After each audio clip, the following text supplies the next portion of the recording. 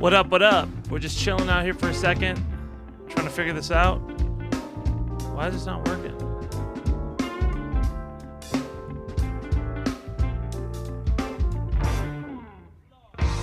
Okay, that should work now. I think so. Cool.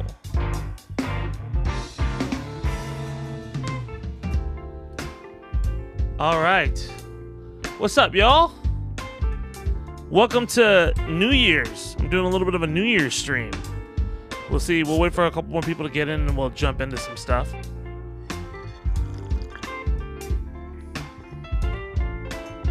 Ooh, need more creamer in my coffee. What up, y'all? Hey, Happy New Year from Australia. Hey, Happy New Year, Cam guy.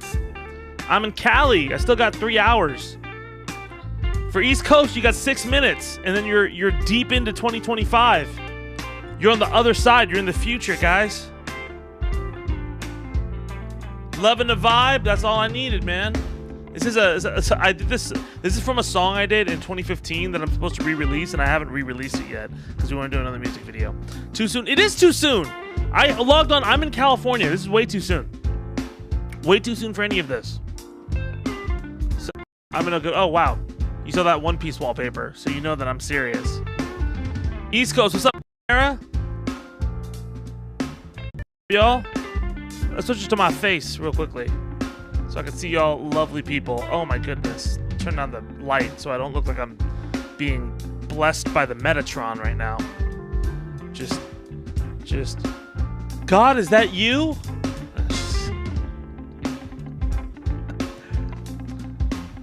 Hey man, I'm on the West Coast. I gotta wish you a Happy New Year. Happy New Year, brother. Tap Stratton. We need kids merch.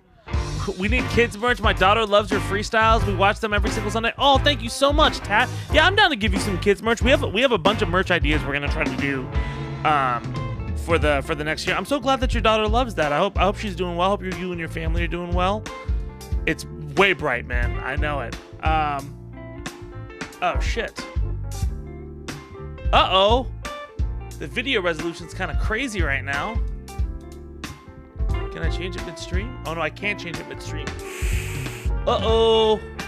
How am I doing, guys? Does the stream look okay? Stream look okay? We got a couple people in here. We're having a good time. You do need to take notes, Ginger. Take extensive notes. Doing good? Looks good? All right. Hey, y'all. So, as we wind down flaws, we got a couple people in here. Let me just tell you what's going on. Hi! It's almost 2025. I know, right? The year named after a really terrible project we're all scared of. Give me a sec. I'm gonna turn on my fan. Is this like... All right. Yeah. Come on. All right. Yeah. Now I feel better. I'm good. Okay. So yeah. We're almost in the year where everybody's afraid of and stuff like that. I was gonna do a bunch of videos. Truth be told, Griff Watch is a lot harder than I thought it would be. I recorded the episode. So very quickly, just for full transparency, I recorded an episode on Joe Rogan, an episode on Harry Sisson.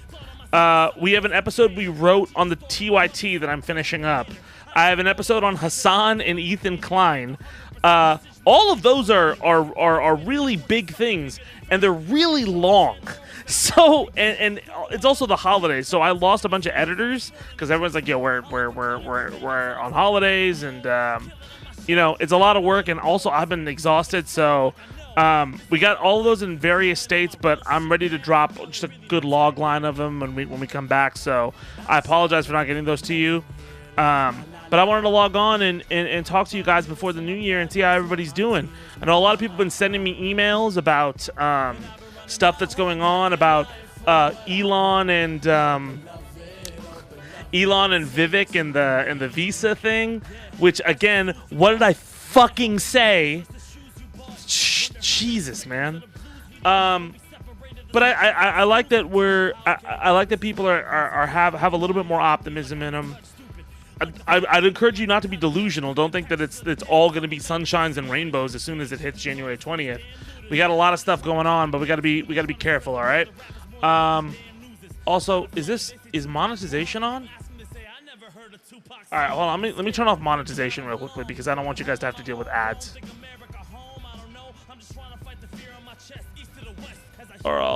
Yeah, let's just do that. Or should I keep it conservative? You know what? We're gonna do this. This is for you guys, so I don't really care for it. So monetization's off. If you like what I'm doing and you want me to make money from this, then you can super chat me and I'll answer your question or whatever. But yeah, but that's where I'm at. No ads. We're all just hanging out here tonight. We're gonna have a good time. Ohio is gonna Ohio regardless of how I feel. I get you, Emily. The whole Hassan, Ethan. Well, let me throw this up on. Let me throw up the chat too, so we can all look at what the chat is saying too. If you're watching the VOD of this at some point, that's a blank screen. That's not me. Sorry. Okay, let's go through this. The whole Hassan Ethan thing is mental. I missed the actual break, but the fallout is wild. Ethan has really gone off the deep end, and that's really sad to see. Yeah, I mean, like. You know what's interesting? Like, so like I said, if you've not seen Griff Watch yet, a lot of times what we do with it is we ask like this. We go through this rubric to try to figure out whether somebody is telling the truth or if they're lying. You know, and a big thing about Ethan and Hassan specifically, you know, if we're being honest with it, is like both Ethan and Hassan have like other shots they're throwing at each other, and we try to take them at their word. There's specifically, I don't want to spoil it, but there's specifically 2 or 3 things that Ethan did which broke kind of like a boundary there that kind of make him look quite a bit worse. Like, even if we're not like, and again, a big part about Griff Watch is to be like, it's very easy to just call somebody you disagree with a grifter. It's to see if they're actually grifting, like if they're actually doing actions that, regardless of if they agreed with you or not, are grifting. And that's specifically there so we don't, so motherfuckers can't go, oh, you just disagree with me. No, you're fucking being an asshole. So that way it's easy to qualify information. But yeah, it's really sad. It sucks, man, because like, you know, when I was on Phil's show, Ethan watched one of my raps at one point and was very complimentary of it. And I was like, oh shit, dude, that's so nice of him. And I'm very appreciative of that. And there are times that Ethan has done a lot of things for the creator economy, which is great. But it's just like, it's like a lot of times, you know, when you're a public figure, you're prone to crash outs. And when you get a lot of power, it's hard when you have emotional stuff to try to keep that power in check.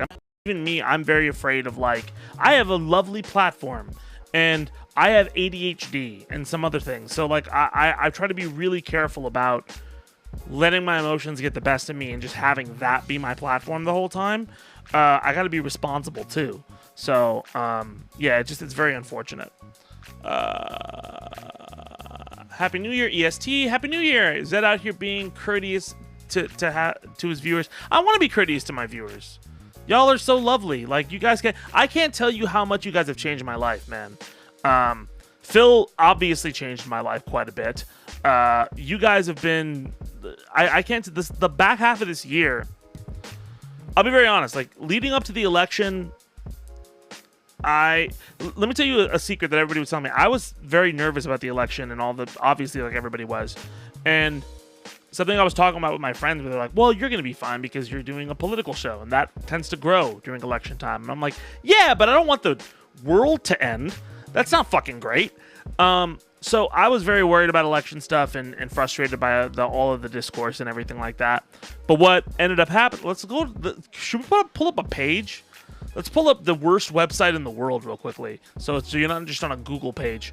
Oh shit, very quickly. Happy New Year, East Coast.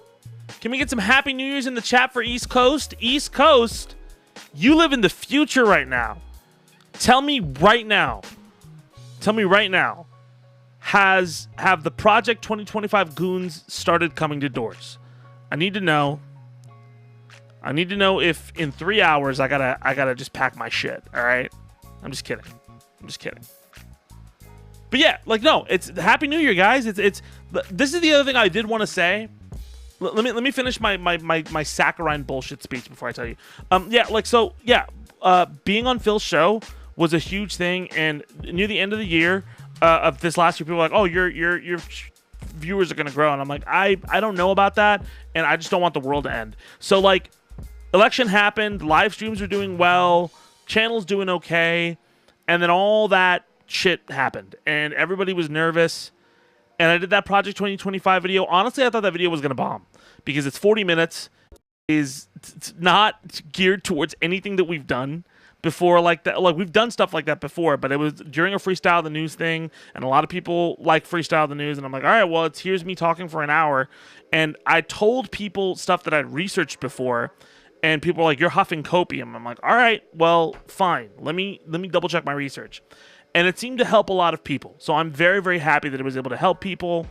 I learned a lot, and we were just doing what we did normally till the end of the year, and we got to do Griff Watch, and that's great. And I'm just, I'm very happy that we have an audience that really cares about the stuff we're doing, people who are trying to think through stuff. I'm glad that we have a community. If you look at our comment section is not a fucking hellhole either, which is great. So I'm very happy about that. Kathy, thank you so much. Kathy McIntyre, thank you so much for the $10 super chat. I've been a fan of FSTNs ever since you were on Phil. Thank you so much. Dude, Phil is doing, I'm glad Phil had a great year too, despite all the crazy shit that happened. But like, yeah, man, Phil's wonderful dude, and I'm so appreciative of him for putting me on and for me getting to meet you people through that. So I'm very grateful for it. Happy New Year. 2025 is the best year ever. Can't believe it. Project 2025 gave up and world peace has taken hold. I don't know if Project 2025 is given up, but let's be honest, they're not gonna give up. They're too craven to give up. They're like me and these sneaker ads. I can't give up. By the way, I need to ask everybody after I answer this Project 2025 question. My ADHD is going crazy, but like, look, they're still gonna do some crazy shit, so don't get complacent. But yeah, I think they're running into the reality that when you lose seats in the House, you don't have a mandate. They lost seats in the House, by the way. That's something I think people was kind of crazy to me. Like people saying that we're in a hellscape when the Republicans lost 2 seats in the House, and the House was already fucking difficult to win anything. So yeah. New Year's stopped being a special occasion for me a while back. Oh, I'm sorry to hear that, Dark. Well, you know what? Your birthday is technically New Year's. Because it's a new year when you start on your birthday. So you got time, brother. Happy New Year, everyone. Everyone, even though my year may have been tough for some of us, but hey, remember that there's always another day, another year, another chance for something better. Absolutely. I agree with that. I know that sounds weird to be optimistic, but you don't fucking get anything. I was pessimistic for a while. It didn't do shit for me. Happy New Year from the East. Thank you so much. Kevin, Happy New Year. You have more journalistic integrity than most news anchors. I was raving about you to my bestie who works for PBS. Oh, thank you so much, Kate. Tell her that I love PBS. Tell her that they need to get Sesame Street back. Great. But I appreciate that. And I appreciate your thoughts on my journalistic integrity. I try to have that. I'm a rapper. I feel like Jon Stewart, like I don't want to be like, I'm a rigorous journalist. Like I like to try to do journalistic things and be a journalist. And I have been a journalist for 10 years, but I also have imposter syndrome. I don't want to I worry about getting too much of an ego, you know what I'm saying? But believe it, all that with the amount I hate, I dog on myself sometimes. That means a lot to me. Don't worry, my dog Freddy is fending them off. Oh, thank God for Freddy. Floofy, thank you so much for the $10 super chat. It means a lot. Your analysis at the end of this year helped me not totally freak out. Thank you, sir. Dude, thank you. I'm glad that my analysis was able to help you in some way, shape, or form, it's, man, my old stuff that I mix sucks. But no, like, dude, like, I'm so glad that I was able to help you. It's been a tough year for a lot of people.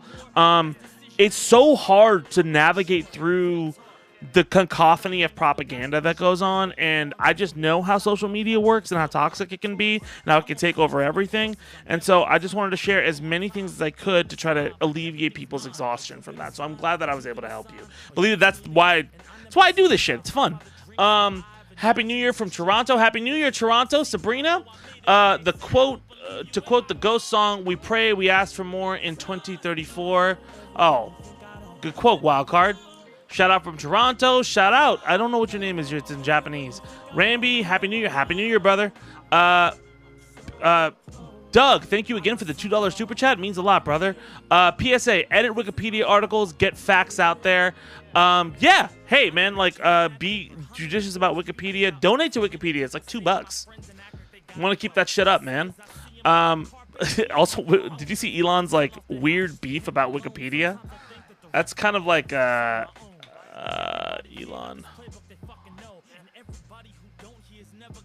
Where is it? Where is it? No, he said something about Wikipedia or Wikimedia or something like that. Well, he said something like where he was like, Wikipedia is woke. Don't pay them until they, which is hilarious to me.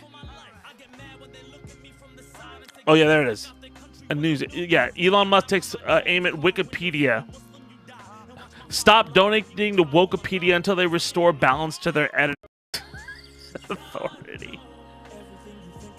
Yeah, I think it's very funny to watch. Like it's like I was saying earlier. Like it's the same thing with Ethan, right? It's like when you emotionally become compromised so much that like your work. I mean, look, you should always be expressing how you feel, but when you get so emotionally compromised, the work that you do, ends up being compromised by anything fringe that you have, because you need to check yourself a little bit, right? You're not the most reliable narrator, and once you start feeling like all of your feelings are reliable narrator feelings and not just valid feelings, you start shit like this, like Wikipedia is Wokepedia, and you go down those rabbit holes. Yeah, so it's been a problem for a while, since the Tea Party, since all that shit like that. Happy New Year, Zed. Happy New Year. Funny enough, if I skip your question, please don't be mad at me. I'm trying to keep up. Chat's going fast. I will not be complacent at all, especially since I'm in the LGBTQ community. Kathy, of course. No, I appreciate that. Like, no, 100%. You know how to, like, that's the thing is if you're a minority or you're somebody in a marginalized community, you know you got this is like a year-round thing, you know? But yeah, I'm just letting people know who just who took my optimism message a little too far. Like, you gotta be optimistic. Don't be delusional, you know? Happy New Year's. I love the stream. I'm stuck at home waiting for the fire page, so it's waiting for a fire page, so I'm super appreciated. Oh, thank you, hey. Could you talk about AI art and animation and images and video now? VO2 and Midjourney have been really freak. Okay, are you the guy who emailed me, Dawn?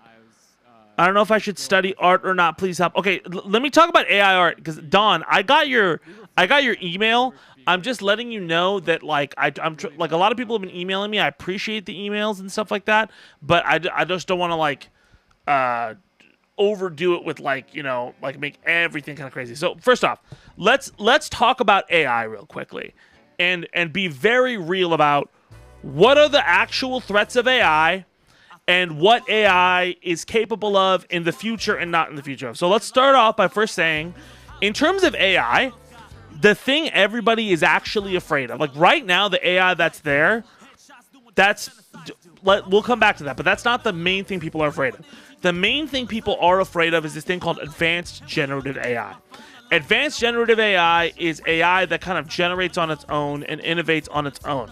And the idea is that AI is calculated enough to innovate on its own to replace a bunch of jobs everywhere all the time. That includes creative jobs, that includes industry jobs, that includes logistical jobs. Edge AI done so the big argument right now between Sam Bankman, or not Sam Bankman, or the guy who runs OpenAI and everybody else, is that if you train AGI to be subservient to humans and to assist to humans, right? And it's open to everybody and it's not locked behind capital, then it helps society. But once it's locked behind capital or any of those other things, then AI becomes a threat to humanity, or even if it's not locked behind capital, if AGI is not subservient to humans, it starts to try to attack humans. And like it starts to, we basically open up a rabbit hole we can't close, right? So all of those, there are legitimate fears for all of those and that. So I understand all of them. So there's a couple things specifically with AI and the advent of AI over the last year that are very similar to other major jumps in technology. And the ones I'm talking about specifically are non-linear editors. So stuff like Adobe Premiere, stuff like Pro Tools. Specifically within music, all of this conversation about AI and algorithms and generative stuff, we had this conversation about 5 or 6 years ago. Like, this was like a huge conversation because, you know that the Drake Taylor Swift thing that he did, where he used Taylor's voice and he used the Taylor Swift disc that he did on Kendrick, where he used Snoop Dogg's voice and he used Tupac's voice. That was around actually about a couple years ago, before OpenAI. Like, people were able to do that, and it was before like even you could do the president, like you use the president's voice and shit like that. You know, there was that trend going on. So that's been around for a while, and there was a huge conversation in music since autotune and all that. It's like, what is going to happen when you don't have to worry about pitch? You can quantize everything, so rhythm is fucking dead. Drum machine, everything's in the box now. There was a point where everybody started doing all of their music in the box because you could just sample drums and sample guitar, and the samples became so fucking good that it was just easy to play all that shit and do pop music, and you wouldn't have to do anything. That's why you had a whole bunch of bedroom producers come up, and then a bunch of people who were instrumentalists lost their job, and it was really, really fucking scary. And I remember that was a big conversation when I was at Berkeley about like, oh, well, I play drums. Like, I guess the only thing you can do is really church gigs. And after I got out of school, a lot of people I know who did instrumentals, like, all their money went down on tour. A lot of shit happened that was really, really difficult. And I was very sympathetic to that. Okay, so if we look at how those two conversations work, because the exact same arguments are there, and how AI is evolving as a technology, they're pretty parallel. Like, in terms of like the same thing. Like, you think that art and creative arts and animation is going to get replaced and everything like that.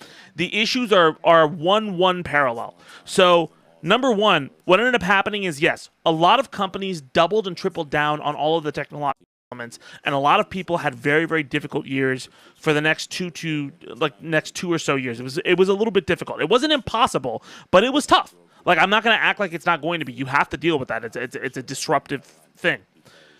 Here's the problem, though. It became very apparent within a year that everybody caught on to the trick that was happening. So specifically with autotune, people caught on to the sound, and it sounded rote. It sounded very easy to tell what was autotune and what was not. Drum machines, all drum grooves became very stagnant, and especially in the industries of animation and art and everything like that. Actually, one big part of the industry is you have to have spike points where people are like, oh, what the fuck is this? And they hook in. If something seems similar or homogenous to other stuff, you actually end up losing money. And over the long term, it's really fucking bad. This happens a lot of times. People are like, oh, you should follow the trend line. And there are times where you just recreate like similar trends. Like, everything sounds like DJ Mustard. Let's do that. Everything looks like Toy Story. Let's do that. But as soon as that becomes over-indexed, it fucks your whole industry. So what happens is CEOs who don't know fucking shit over-index on those things. All of them bomb. All of them bomb. Right? Because people catch on, and then eventually the industry starts to feel, and then you have an entirely new specific industry dedicated to longevity for people who are animators, instrumentalists, all that kind of stuff. I know a lot of people who play guitar, drums, and all of that. They're getting a shit ton of work right now. And touring and doing sampling. Specifically guitarists I know who were not getting a lot of work before, they're getting a ton of work on music right now, doing like specifically live guitar, because there's a thing, there's an idea, and there's specific little things in live guitar that you can now hear because it doesn't mimic like this. It's beyond just the sound quality of stuff. So same thing is happening with AI right now. It's becoming very easy to tell what is AI and what is not. Or people are becoming very skeptical of animation being AI or not being AI. and there's a huge scrutiny behind it. So let's say it gets to the point where it's indecipherable. I don't know if it's going to be completely indecipherable, right? Even if it does, there's going to be a limit to what it can do. It's only going to be able to do stuff that has been predisposed before. But a big part about animation, a big part about music, and a big part about all these cultural touchstones is that the innovation that comes is cultural, it's social. So like the reason people animate things in a certain way, the reason people sing things in a certain way, the reason people do things in a certain way is based on social interaction and social cues. And AI is in order for AI to function, it has to have those social cues from other people dialed into it, that information built into it. Now, in order for AGI to be this fucking Terminator-like complex, it would have to be like Skynet, self-aware, and have those social constructs in order to put those careers out of business. Now, don't get me wrong. There are significant problems in certain things that people would love to replace with, right? There are certain automated industries people would love to replace, but let's look at those automation industries as well. Grocery stores, right? Groceries, for example, I'm so sorry I'm talking. I gotta look at chat for a second. So, but let me finish. Grocery store, you could chat. I'm just saying. I'll answer more questions in a second. Grocery stores, for example, grocery stores have had those self-checkout lines forever. But I remember when they came out, there was a huge discussion about, oh man, automation is gonna take jobs. You're not gonna have cashiers anymore.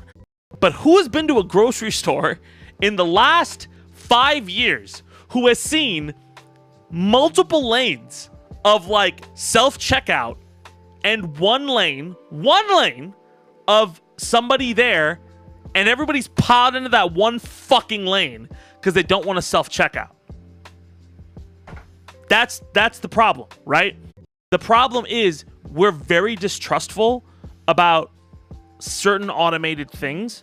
Eventually we can get there, but even still, we're incredibly distrustful unless there is somebody supervising that automation, because we're worried about full automation entirely.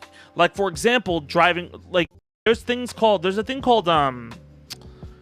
know how Elon had autopilot? There's a thing called open, right, that you can get for certain cars. Like I have a Ioniq 5, you can get this thing called open pilot for an Ioniq 5, and it will 100% self for you, right? It'll stop at stop signs, it'll turns, it'll signal, it'll do everything for you if you just put in a destination. Here's the problem. There are times where it's not entirely accurate. There are times where it can have issues. It's accurate a majority of the time, but it's not entirely accurate. And that fear that anything is inaccurate is what keeps things in check. And human beings are just built into that fear, for survival. So look, I am not saying like you shouldn't be worried about AI, but I am saying don't think you're not going to get to be an animator because of AI. That's a little bit of a crazy, not a crazy fear, but like that's taking it to another extent. Animation right now, from bigwigs, is having trouble, but animation independently is having a huge boom. And again, it's the same thing that happened in music. A lot of instrumentalists lost their career path and had to figure out independent ways to do that. And then when it came back around, they had the leverage because they had this whole industry and they had this whole thing built. There's two things that's happening here. The disruption is coming because animators are over leveraged to these companies, which is absolutely, what else could they do to fund things? But it's what's going on, and they're in a bad position, right?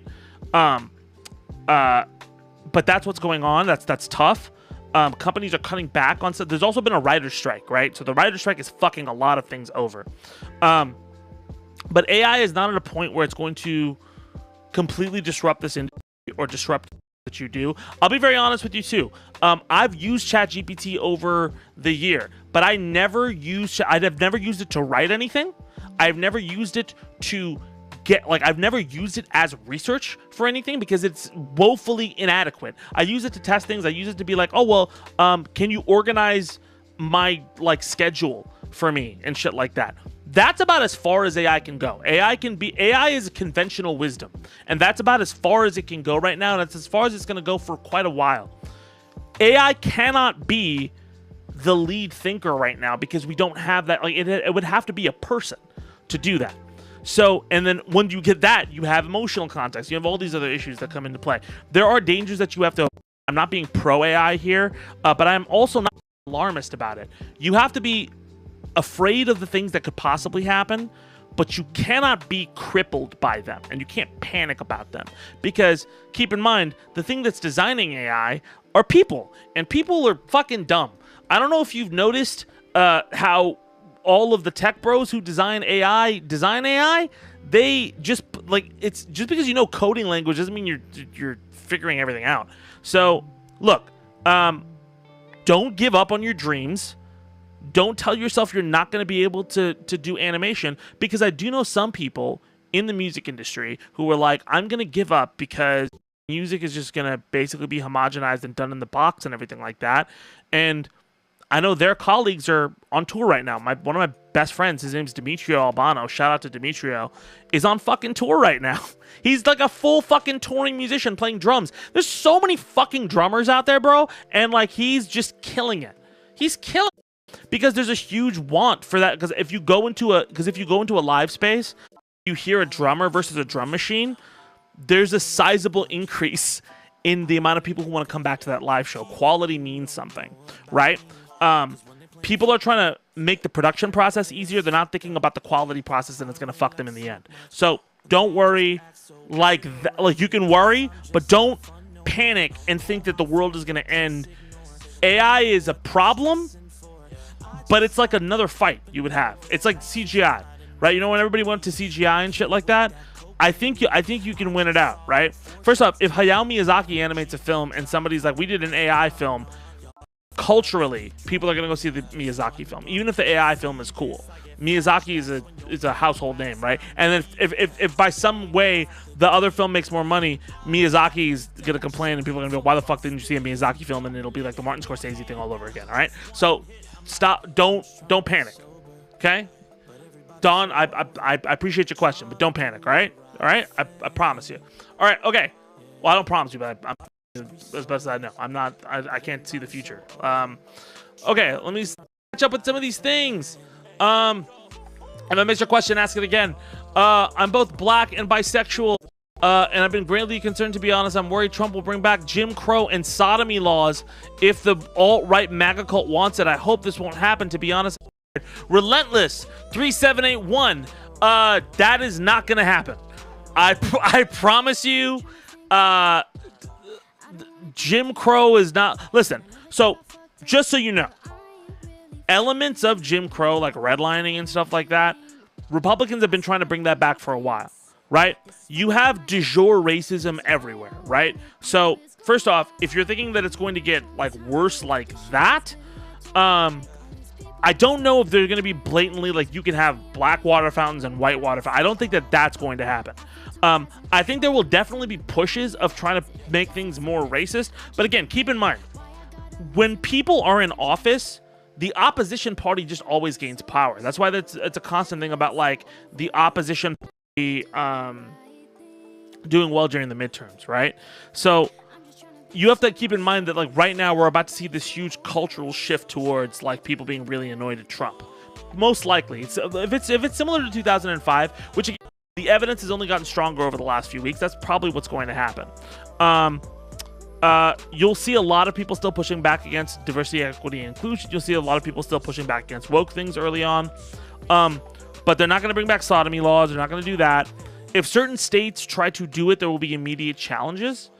And you're gonna see, like, when Trump first got elected, and the first time, I was dreadfully about Muslim stuff, and that Muslim ban came in first couple weeks. Within the first couple weeks, immediately, I saw protests on the behalf of Muslims that I had wondered where they were for, like, I don't know, like a decade, right? Like, because I dealt with so much Islamophobia, but now all of a sudden the conversation had shifted, and I was like crying. I was like, I can't believe this is happening. Even about Palestine, like this year, like I'm super surprised that so many people are siding with Palestinians after like so much time, when Palestinian people were just kind of thrown aside and be like, oh, you guys are crazy, you know? So like I get it. Like there's a reason to be worried about like pressures they may put on LGBTQ individuals, and we have to try to protect. or LGBTQ, and that's an important thing to do if you want to be an ally. But don't panic like that, right? Like that's a lot. Like they would have to go through so many steps to make those things happen, right? And I know that it's going to be tough. I know it's hard. This is the other thing I want to kind of tell everybody right now. And I want to, oh my God, very quickly, let me try out Joe. Joe B, thank you so much for the super chat. Taking it to Run Back City 2020. Happy New Year. Take that to Run Back City. Go listen to Run Back City. It's going to be a good year for the FGC as well. Thank you so much, Joe B. But very quickly, I want to tell everybody now, and I want you to listen to me like look me in the fucking eye when I say this. All right? Just because the incoming administration is terrible, like I'm gonna switch to my full screen self. Just because the incoming administration is terrible does not mean that you cannot have joyful moments. All right? Like, just because you are happy at any point next year, like that doesn't mean you don't get to have happy moments or you can't achieve some semblance of happiness in spite of things working against you. Again, I'm a minority and I'm a marginalized person. I'm going to be in the crossfires of a lot of shit that comes up next year. I was in 2016, right? Okay? But I can tell you in 2018, when Trump was really flailing and trying to make sure the midterms worked in his favor, right? I had one of the best years of my life. I had to deal with a lot of bullshit from the Trump administration, like with like the Muslim ban and other things that were going on, and certain industry career things that made things harder, right? But I made it through. And the thing is, listen, if you are in a marginalized community, it is going to be tough, absolutely. But that does not mean you can't achieve things. That does not mean you have to put your goals on hold. That does not mean that you cannot find a way to live a life that's worthy of you in spite of these dipshits getting into office, right? Obviously, it's not going to be easy, and it's not going to be just like snap your fingers and you can do it. But I'm just saying, don't stop believing. Don't stop working towards the things you have, and don't let them dictate your life like that. I've had to deal with the worry of politicians and what politicians do my whole fucking life. Because for a large time, honestly, before Obama got elected, I honestly thought, like, for a long time, like, Republicans are going to pass these laws that put Muslims in concentration camps. That was a serious fear during the Iraq War. That was something that people floated. Ann Coulter wrote a book, I think, in defense of internment, or either her or Michelle, I forget her name. But one of the right-wing people wrote a thing called In Defense of Internment. And I was like, fuck, man, like, they're really going to go doing that now? And I'm going to turn this off for like half a second. And I was really worried about it. But obviously I'm not in an internment camp right now. Obviously it was really scary. But the difference between now and then, people are not like, yes, about that. Like, a majority of people are not like that. There was a large amount of people who were like, yeah, internment during that time. And now, like, it's super like, whoa, what are we doing now? What are we doing now? What are we doing now? So I don't think, like, don't give up on the things that you love and the things that you want to do, and don't feel like you have to be in despair for the next 4 years in order to feel like you're up and up on stuff. If you see your phone and you see poison in the week and in the news, you don't have to drink that poison. You can be aware that there's poison there and that it's really scary that there's so much poison, but don't run up to the poison and then just, yeah, it's poison. That's poison. You know it is. All right? So pull back from it. Try to find some semblance of ways you can take care of your mental health. Because, again, if this is a fight, you like prepped for it, right? You have to be like happy for it. Like, listen, I've taken a few weeks off, right? Because YouTube is a lot of work. It's constantly on. I'm live streaming to you guys. I love this, but it's sometimes like just coming up and like I don't always want to like dress up and look. I mean, like I'm barely dressed up. Like look like I do, right? Because I missed the gym or something like that, and I feel like schlubby. And sometimes I just got to take a break from that. But also, like, the toxicity of what I see online is a lot of trouble, right? Recently, over the holidays, I got to see the Sonic movie. And I got to play One Piece cards and do nerdy shit. And I got to hang out with my girlfriend. And we went a bar, and I got to like go hang out with my friends and play video. Like, we just got to chill. Does that mean that I'm not paying attention to Elon Musk and all the things that are going on? Does that mean that I'm like not worried about the incoming administration? No. If you go out tomorrow and like have the best food of your life, does that suddenly mean that like you're not like paying attention to the plight of Palestinian people of Gaza and everything like that? No. You have to take care of yourself as well as advocate for other people.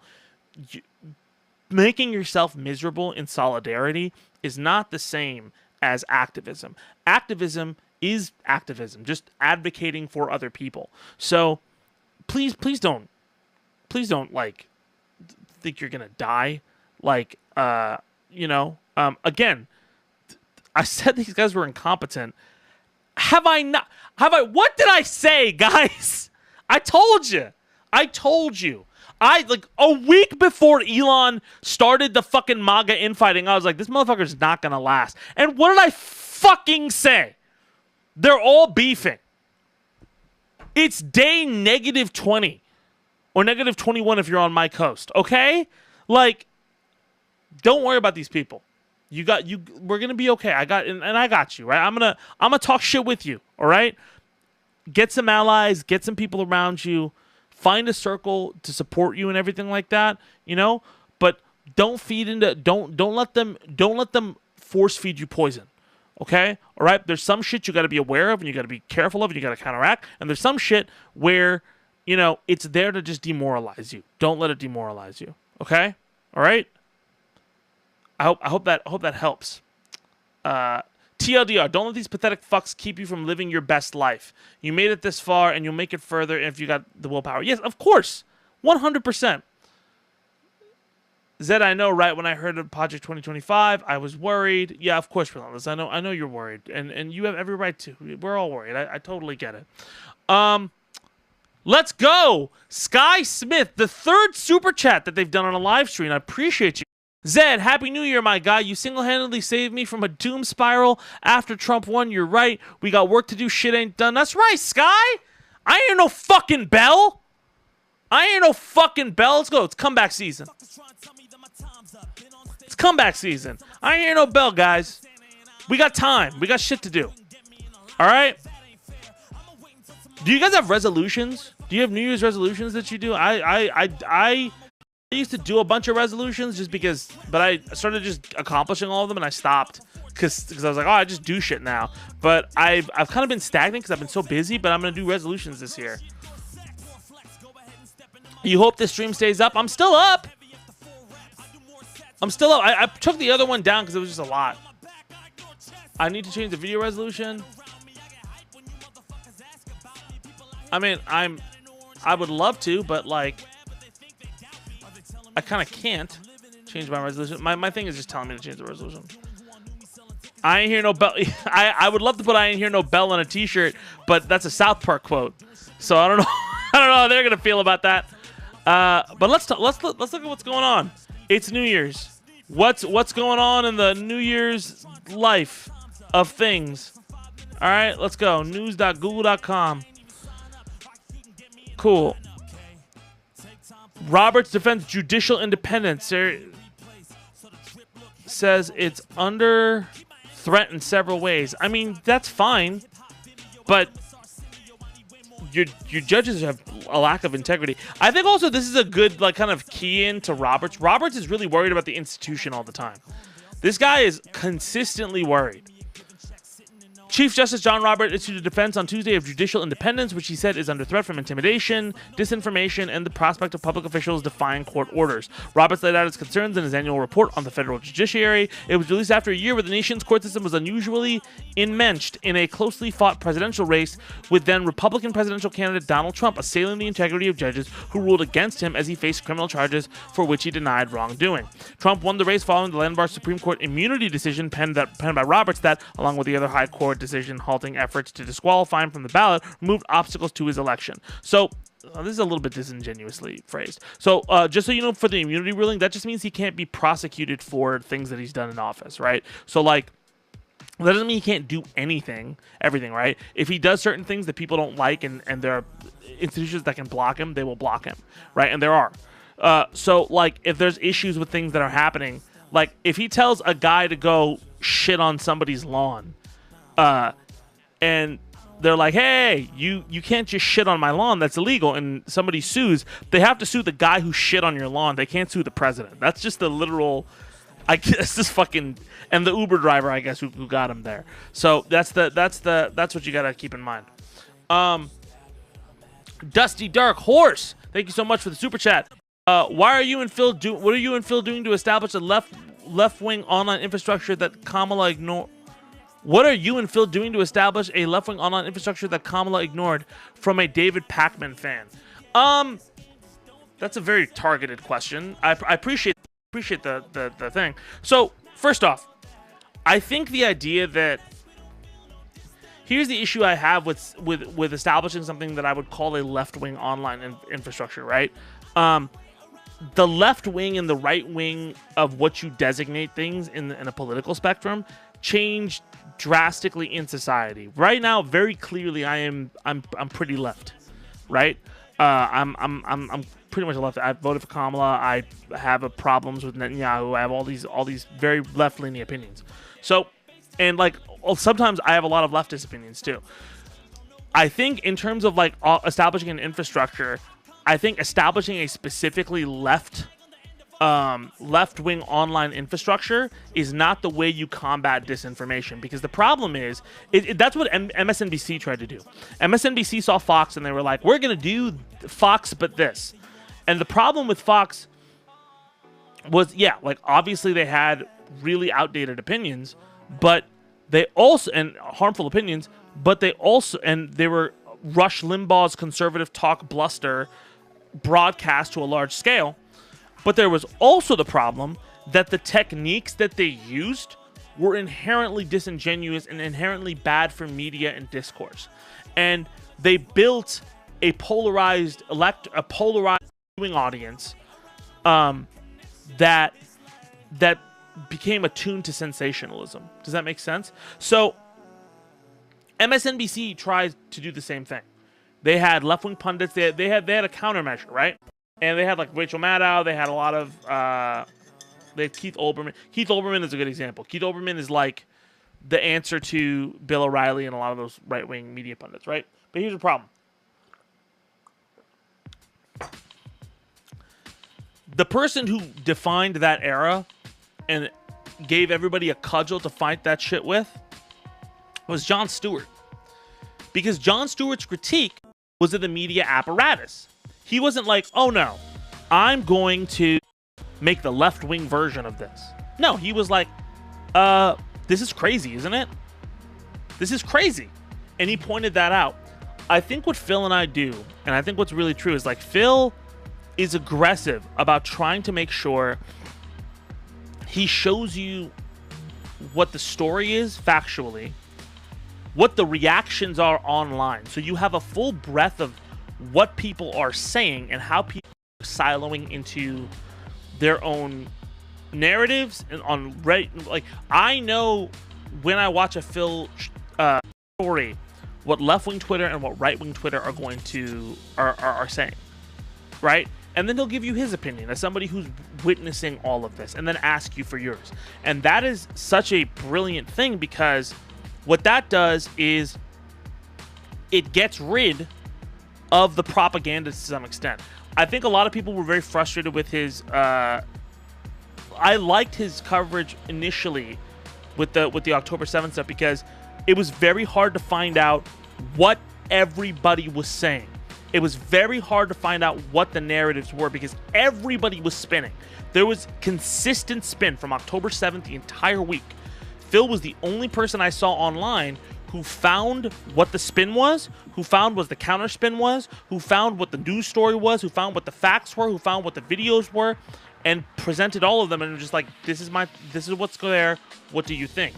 And it was then easy for me to find stuff. And obviously, like, I have very clear opinions about like the situation, right? With the genocide and everything. I have very clear opinions on that.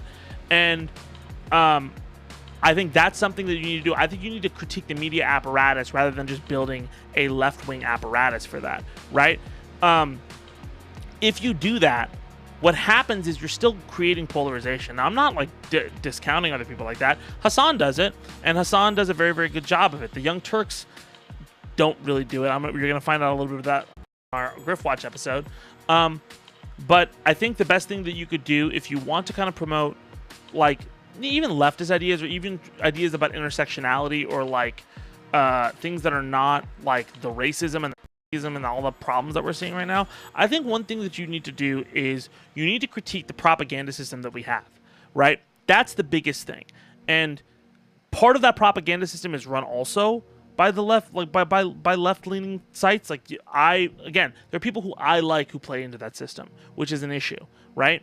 So you got to be really careful about how social media interacts with people and everything. There's nuance to everything. That doesn't mean become a centrist and say both sides are bad, but that does mean, hey, is this hype? Am I hearing hype or am I hearing factual like analysis? Am I hearing an opinion that like 5 or 6 other people?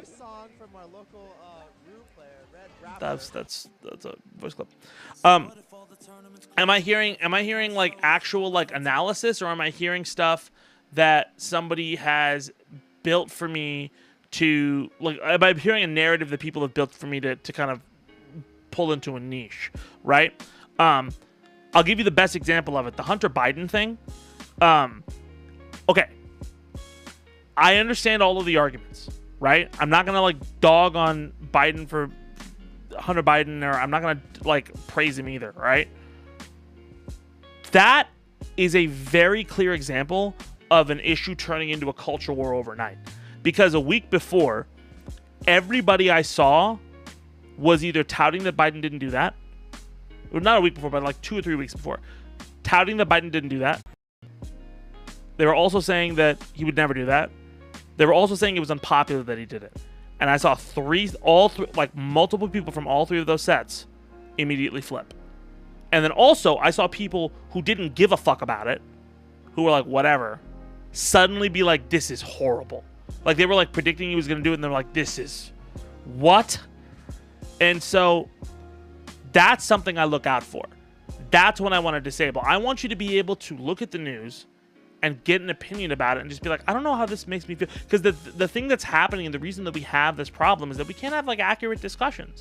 We can't even have like we can't have a discussion about Israel and Palestine without delving into talking points somebody else has said. And I've been somebody who's been having that discussion since I was 7 years old. So, like, it's tough. That's what I'm doing. The infrastructure I want to establish is an infrastructure where, and currently it's a left-leaning infrastructure because Occam's razor, but I want to establish an infrastructure where propaganda is less effective, right? You see the benefits and the detriments of things and informed decisions on how to move forward where everybody wholly benefits.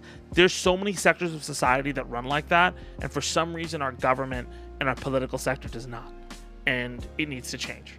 That's my answer to that. Daring Ocelot, thank you. I'm so sorry I'm missing so many people's questions. I'll come back to it.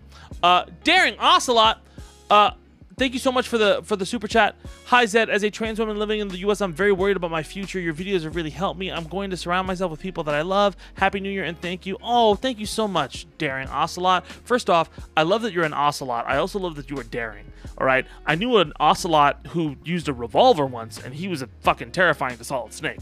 But no, I appreciate that so much, and I'm so glad that I could help you. That's Luffy. I'm so glad that I can help you in some way, shape, or form. Yeah.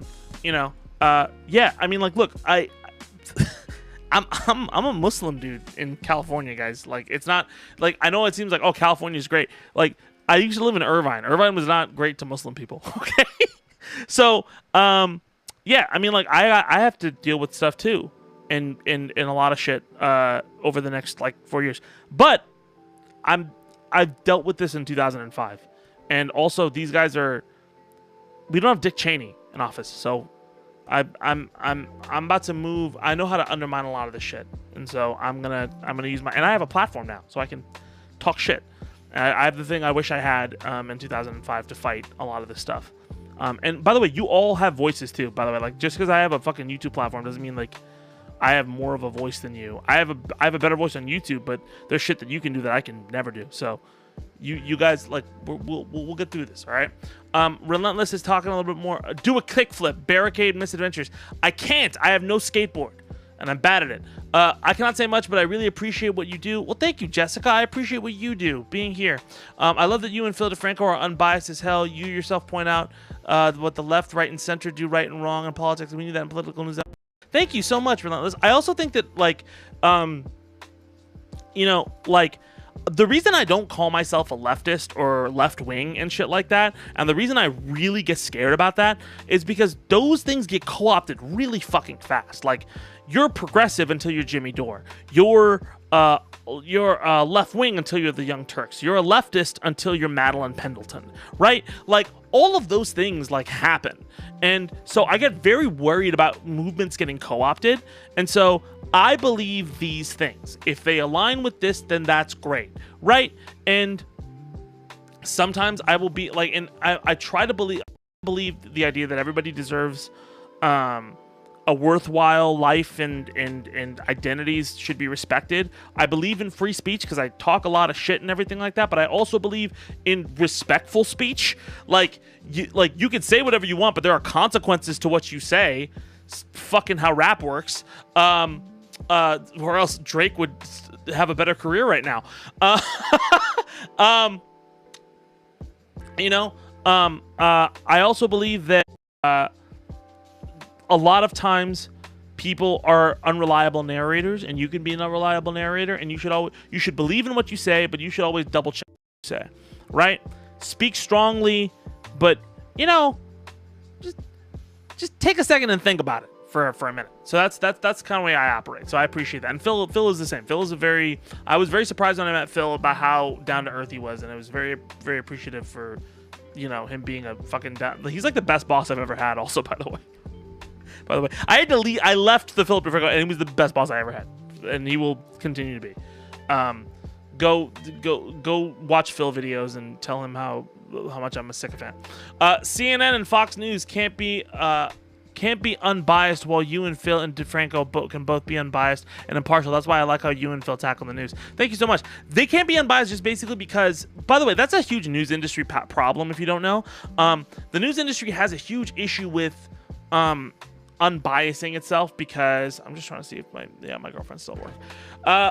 Like CNN, like there's a huge bias issue specifically with this stuff because a lot of news industries run off of click-through rating.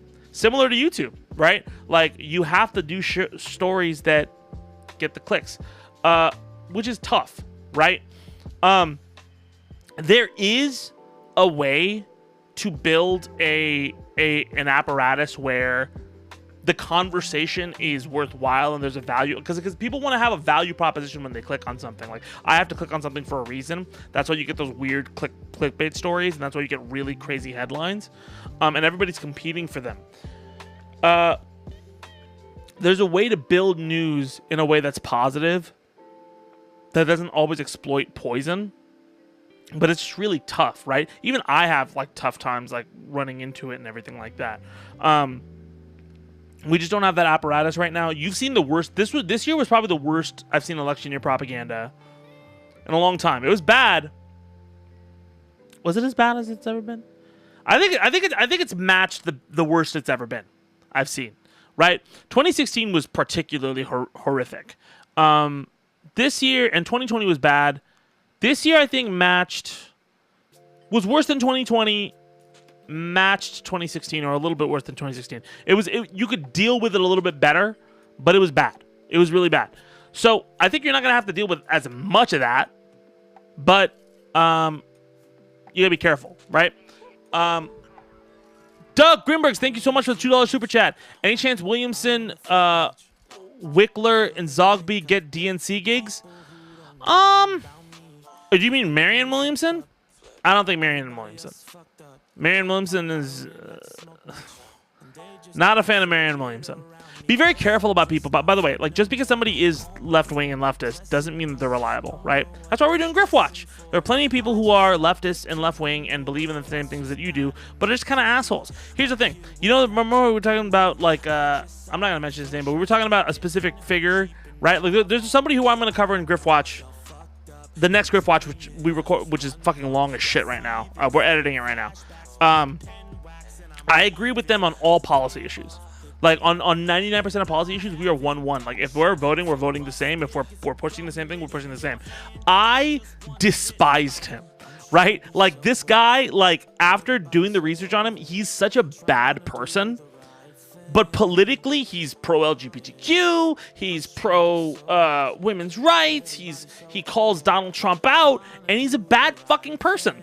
So, like you could be both of those things, right?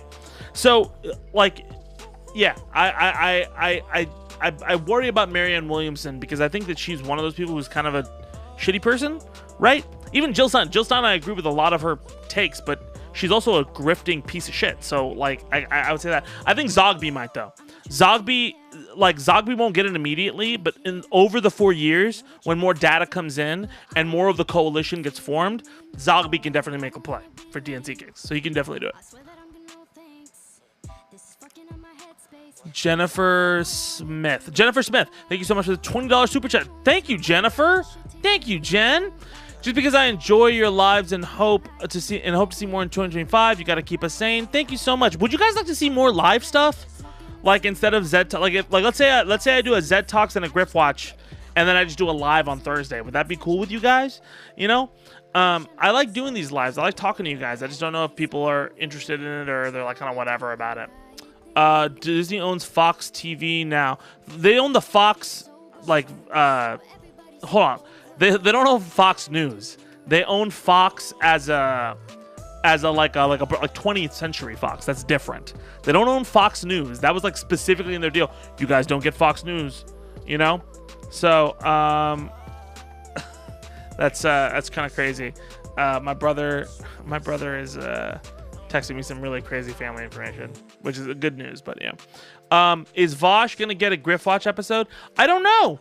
I didn't. Maybe, yeah, probably. If enough people want it, I'm down to look into Vosh and everything like that. Also, by the way, there are people who I'm gonna look into on Griff Watch who will get good ratings, right? The scale's 1 through 10. It's not just 10. So there's some people who are gonna get like 3 ratings, which means they're good people that you should listen to. I want it to be a good scale and a good thing for you to use for us to be like, hey, even if I agree with somebody, are they doing the right things? And even if I disagree with somebody, are they horrible? The Ben Shapiro episode, the reason I did that was, like, I want to make sure you know, like, there's a difference between Ben Shapiro and somebody like Nick Fuentes, right? Like, Nick Fuentes is like, oh God, like, that's like poison, right? Ben Shapiro's bad. Like, the way he does it is stupid. He has a lot of really contrarian opinions. Not a great thing to listen to, but he's the lowest level of, like, he's a hack, right? And so, like, I would put less faith. I would get less outraged if Ben Shapiro says something crazy because, like, ultimately the people he's appealing to are kind of already in the pill, right? They're already there. You know, he's not. There's nobody who's really like on the fence. Who's on the fence who's like going to listen to Ben Shapiro and be like, oh my God, yeah, Ben. His reputation's already kind of cemented. So that's why I kind of wanted to say is like we need to know who's like really bad. Like, this is poison. Like Andrew Tate's bad. Andrew Tate has a apparatus to basically like funnel kids in. Like, he's like in Pinocchio, that scene where they get all the kids into those trucks and they go to this carnival and then all the kids turn into donkeys. That's Andrew Tate. Andrew Tate's the guy turning kids into donkeys. And that's what I worry about personally. I'd honestly love to see an AOC Griff Watch. I'm not doing AOC Griff Watch, you know. I think she'd probably actually score pretty well, but you know, she's a politician. Politicians are gonna score like politicians, you know. Like, and I think that's something that you have to. I'm not gonna do one of AOC. I may do one about Joe Biden on the 20th, during the inauguration and stuff like that. I may do one on Trump, but Trump is. I did one on Elon. That was like the sample episode I did that I wrote. I never released it.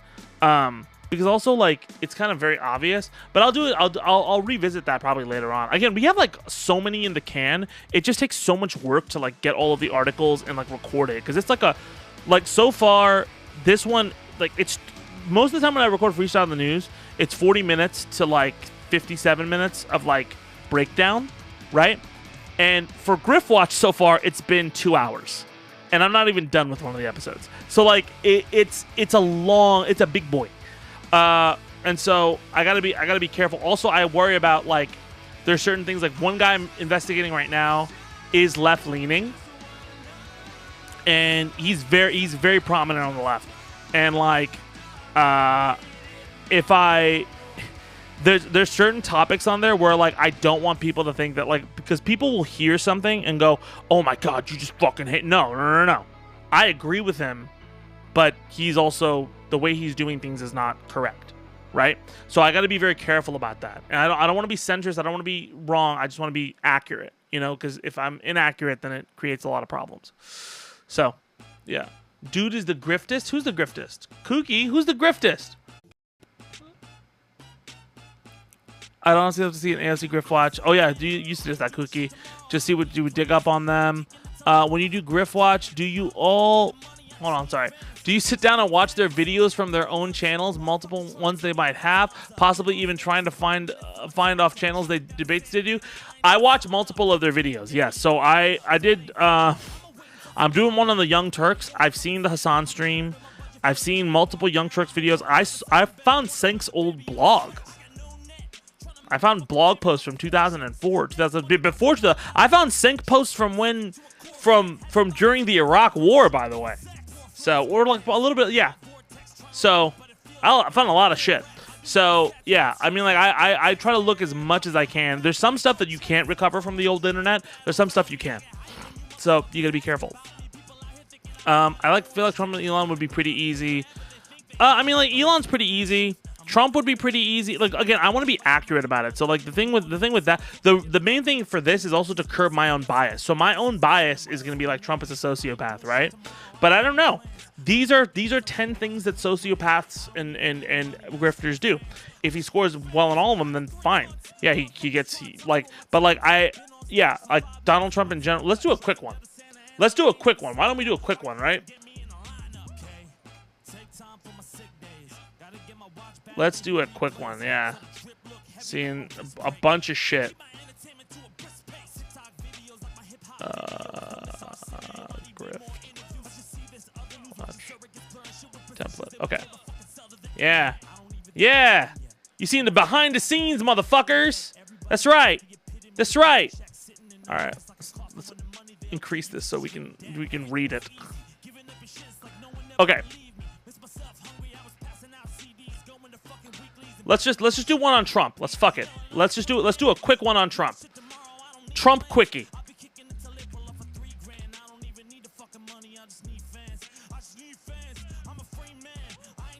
10 o'clock. Happy New Year again, guys. New Year's stream. Hope you guys are doing well. Okay. Let's do it. 200%. Okay. Our Trump quickie Griff Watch. Today we're looking at Donald Trump. So if you don't know, we rate on a scale of 1 to 10. 1 is altruist, 10 is sociopath, right? Every question's a point. And if they score all 10, they're obviously that. And then we also have a partisanship class, right? Which is contrarian, delusional, partisan, and balanced, right? Balanced is what you want to be, but they're all different. Okay, and then we have some nuance points just to see, like, just because we want to get the full breadth of somebody. Just if somebody does these actions, maybe they've also helped the world in some way. Maybe they cured cancer, but they just lie all the time, right? So you want to have those nuances just in there to make sure things go well. Okay, so by the way, if you like the music, that's my music, so you can find it on Spotify. Okay, is Donald Trump upfront about his political affiliation and leaning? Yes, he is. He's completely upfront about him being a Republican. Like, now he is. Back in the day, I don't think he was, but now 100% he is. So like he is 100% upfront about being a Republican, 100% upfront about being conservative. He does not give a fuck about who he pisses off. All of the opinions that he had that he would hedge before he was a political candidate, like he has doubled and tripled down on. He's very much so just embraced the Roy Cohnisms that have defined his entire career. So sometimes he'll be like soft to be like, oh, I'm a nice guy sometimes, but we all know where his political biases are. We all know where he's going to thumb the scale on. He's not secret about it. He doesn't try to be balanced about it. He very much makes clear that he is a Republican and Republicans the right way. He's being up. You know, if you like Donald Trump, where you're standing. If you at all hedge it, you're full of shit, kind of, you know. So yeah, there it is. Does Donald Trump flip-flop their morals or views to cape for something? Oh, fuck yes, they did. Obviously he does. Obviously. What the fucking Donald Trump will... listen to me. Listen to me. Look at like Roe v. Wade, right? Look at Roe v. Wade and abortion. Donald Trump was pro-choice for the longest time, and now he's like, I wanted to take away Roe v. Wade.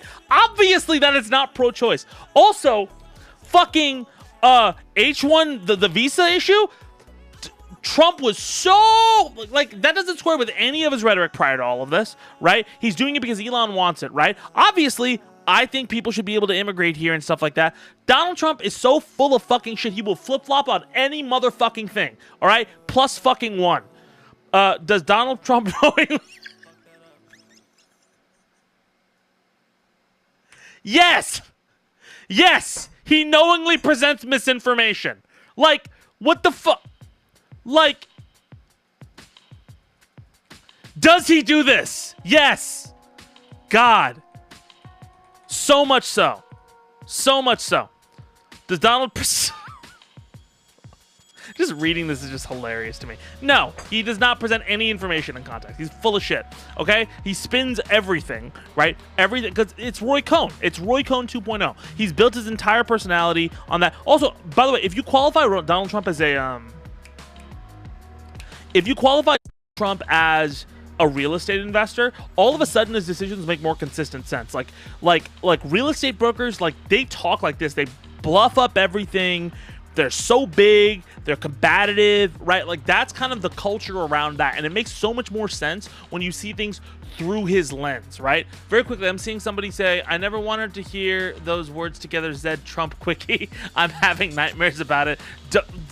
Oh, God, that's fucking horrific. Yeah, okay, hold on. Trump mini Griff Watch. That's fucked up, Kookie. Okay, all right, okay.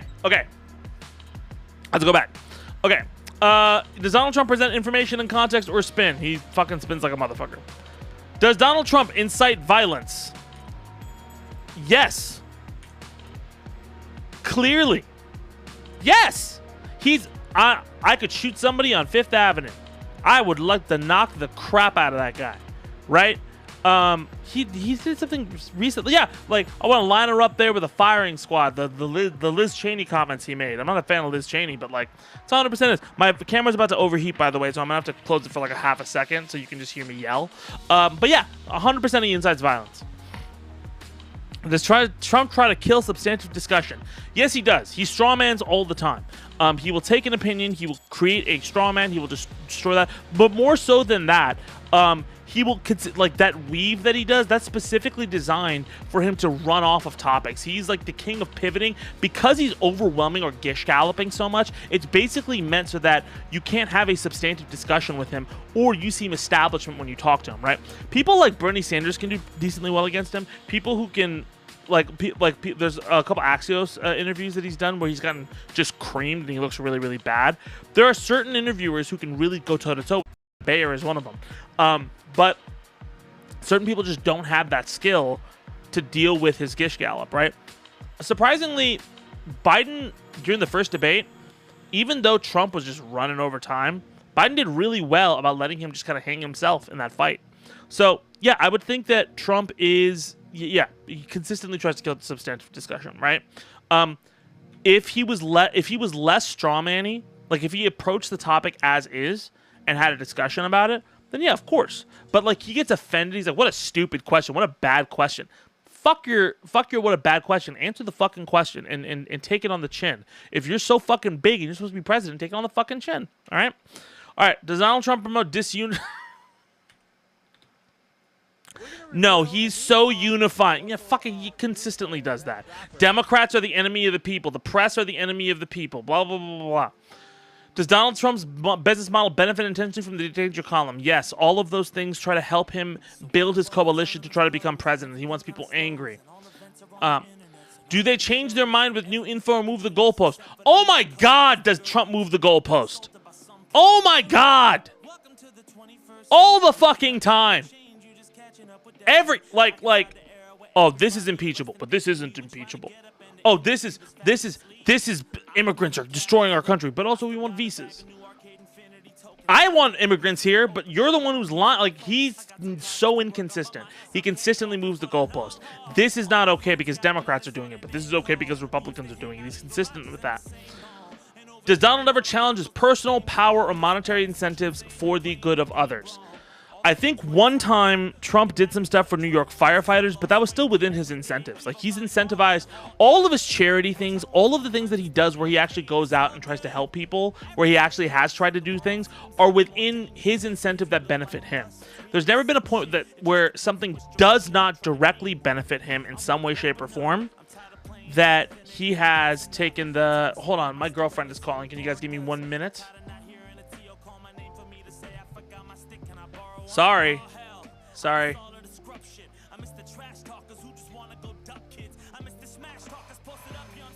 Hello?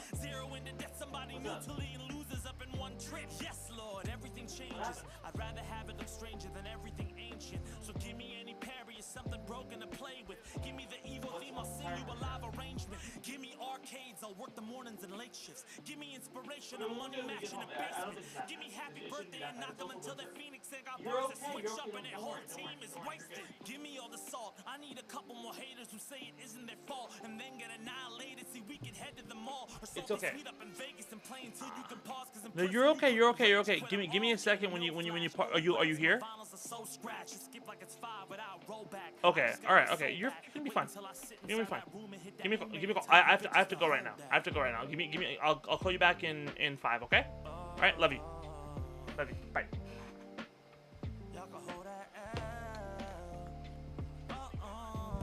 Sorry. She's okay. Everything's okay. She's worried about like we have these cars and we're worried about like it's winter and stuff like that. She hit a curb and she was like, oh my gosh, like I don't know if the tire pressure is if I fucked up something. And I'm like, you didn't fuck up anything. My girlfriend's cool. Okay, so yeah, he everything's been within his incentive. So if we like, let's do a real quick thing. I have to go. Yeah, everything's fine, Cookie. Everything is good. It's good. My girlfriend has a new car. She has an Ioniq 6, and it's her first really nice car, and she just doesn't want to fuck it up. And I totally get it. Like, I feel the same exact way. So yeah, I mean, like she's doing good. Everything's okay. All right. So let's look at this. So let's do the net positive bonus for this. All right. Yeah, she didn't break anything. So okay, net positive. Like I think. I want to give him a net negative, but I think it would be my bias is negative towards him, right? And all of these things we've already kind of covered, that he's promotes inequality, he's normalized problematic things, he's done those things. Let's go through the net positive first. So the most we can add or subtract is a half as a point, right? So has he benefited the world in some way, shape, or form? Adverse, like by being terrible and people uniting against him.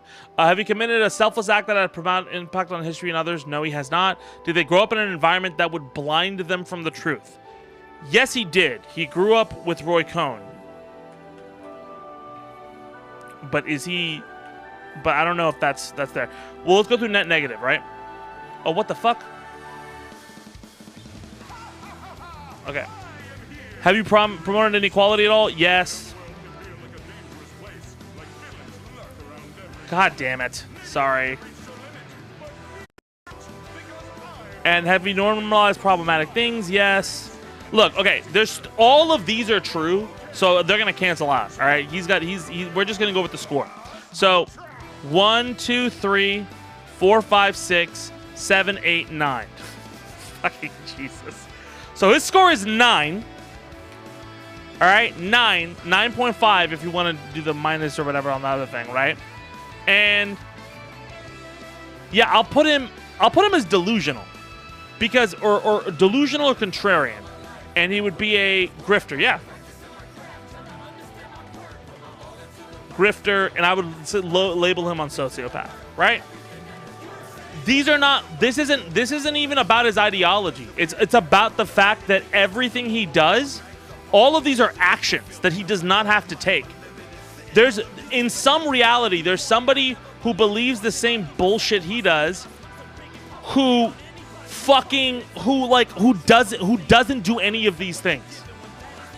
Like, if Donald Trump didn't flip-flop on his morals, if he was just consistent on being an asshole, if he didn't knowingly present misinformation, he presented all his information in context, he could just be a hateful piece of shit.